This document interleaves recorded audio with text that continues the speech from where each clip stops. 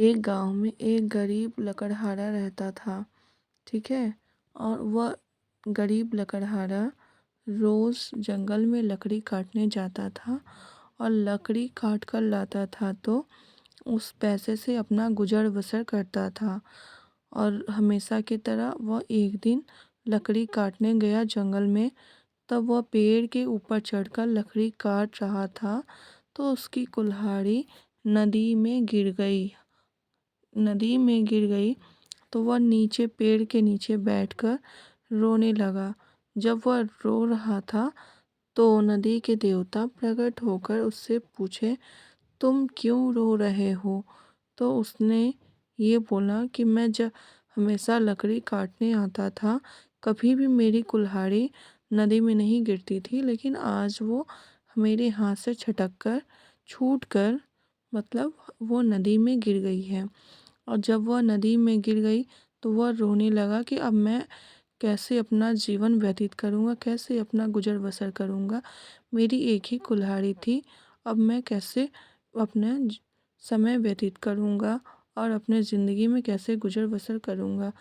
तो वह जो पानी के देवता थे, मतलब नदी के देवता थे, तो उन्होंने बोला ठीक है।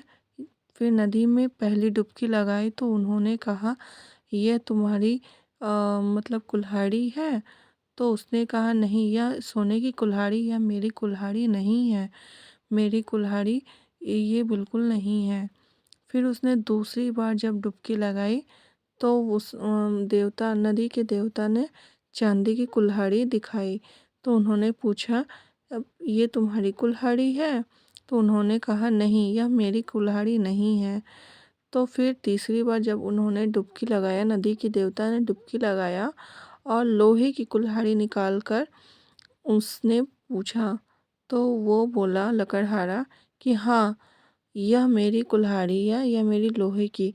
तो फिर लकड़हारे को नदी के देवता ने तीनों कुल्हाड़ी उसे भेंट स्वरूप में दे दिया और उससे आशीर्वाद दिया।